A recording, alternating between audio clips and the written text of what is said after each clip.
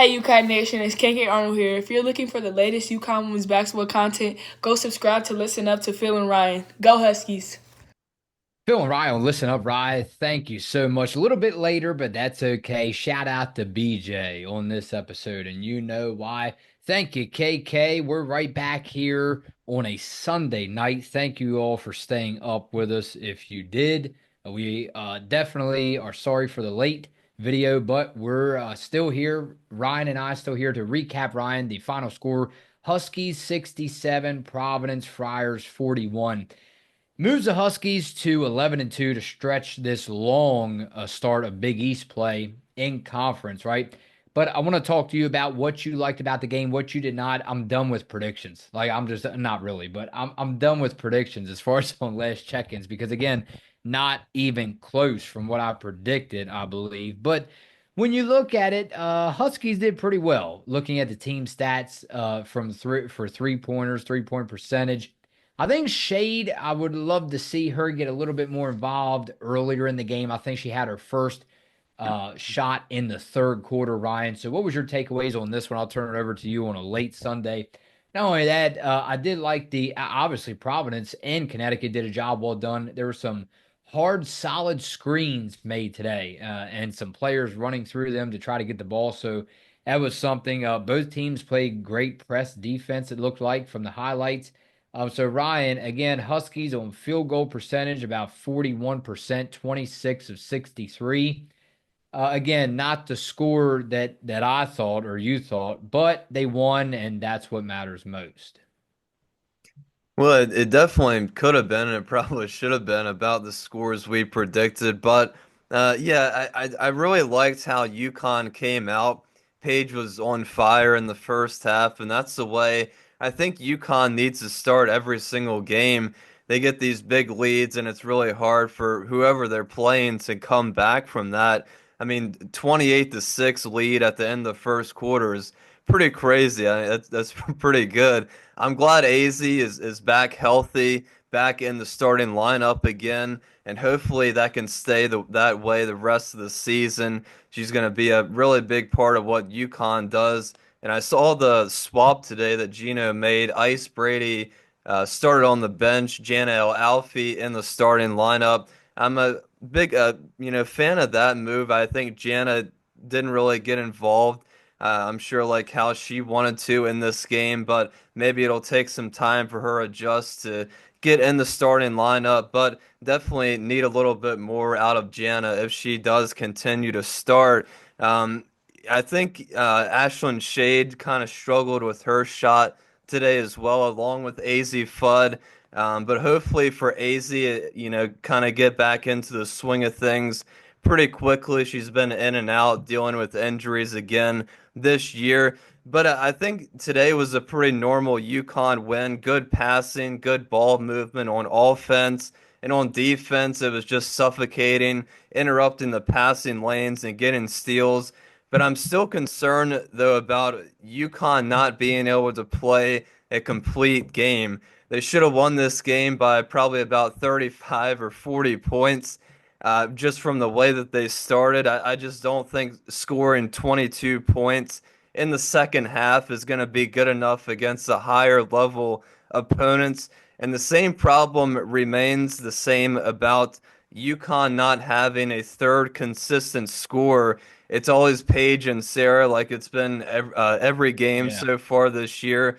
But somebody's got to step up eventually and be that third Mhm. scoring threat. Most likely, it'll probably be AZ when she gets back into her rhythm, hopefully. But I think we need more production, like I said, out of Jana and Ice from down low, as well as Ashland Shade off the bench. But I will say, I was a big fan and glad to see KK Arnold get over 20 minutes in this game. Her and Ashland made a really big defensive impact coming off the bench today. Yeah, KK Arnold did a really good job on defense. Yeah, and you still have a 44-41 ball game if you take them 23 points away that Paige Bueckers led with, right? Led with all scorers for UConn, but And then I'm glad you mentioned that because obviously you take away Bueckers and then Strong, double figures today in scoring points. And you what? You have a loss. So yeah, I mean, kind of little bit concerning, but the UConn Huskies again, Ryan, are in the win column to start off this in conference play. Long stretch. Let's go over to comments from the last video, the last check-in versus Providence. And Bond Riley said last season at this time, UConn had 5 losses. So why is it this year any more unusual? Excuse me. So why is this year any more unusual than years before? I think I don't know, Ryan. Go ahead. I think it's just the way, I didn't think about it like that, but I think it's just the way that they are losing, maybe. I know it's close games, but a loss is a loss. I think it's just concerning because it's coming against the top teams in the country. It's that simple. Yeah, like I said, it's the same story as last year. UConn just not being able to get over the hump of beating the top 10, top 5 opponents that they face. And so it is a little bit concerning, but I think as we string a couple of these wins together, should go on a pretty good win streak here against the Big East opponents, and hopefully that'll get the team ready for Tennessee and South Carolina, and hopefully we can win at least one of those games. It'd be great to win both of those games. I know the team's Oh, definitely looking forward to that one in South Carolina.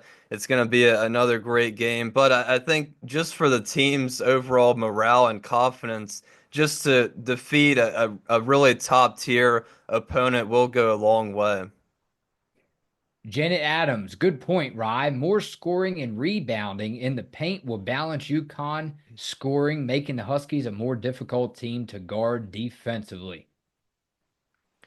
Yeah, I think it's definitely been a disappointing start for Ice Brady because she started most of last year. Obviously, returning was able to stay healthy, unlike most of the players like Jana El Alfie, which maybe give Jana a little bit more grace because of course this is her first season healthy, redshirt freshman year. But Ice and Jana, like I already said, they need to find something down low inside the paint. Maybe start shooting a couple more mid-range shots just to try to get something going on offense because that's going to help UConn a lot if they can start scoring down low inside the paint. It's going to go a long way to help UConn kind of break out of the offensive slump, I guess you could say, of just having two scores every single game.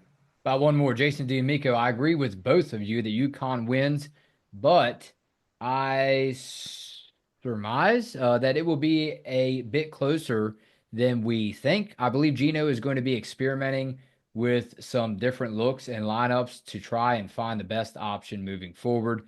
Although a lot depends on whether AZ and Aubrey can come back healthy and strong. The UConn we see today might be a totally different team a month from now. Peace. Yeah, that is true. And we haven't really mentioned Aubrey Griffin a lot, but hopefully she's getting pretty close to returning.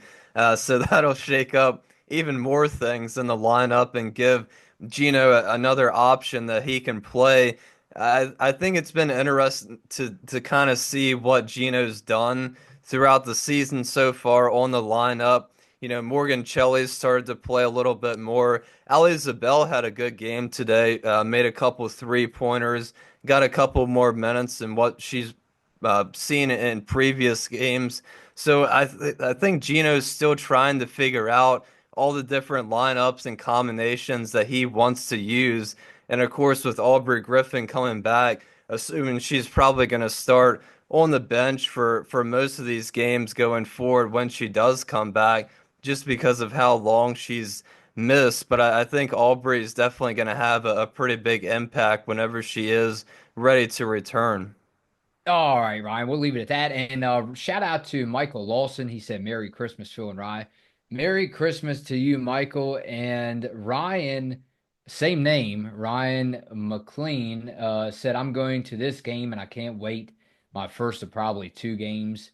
And he gave his prediction 91-67 UConn over Providence. He said, Love the channel, boys. Keep up the great work. Go Huskies. Well, Ryan, we love them, and we hope Ryan, not this Ryan, but we hope the other Ryan had a great time tonight at the game watching the UConn Huskies win. It's Phil and Ryan. Listen up.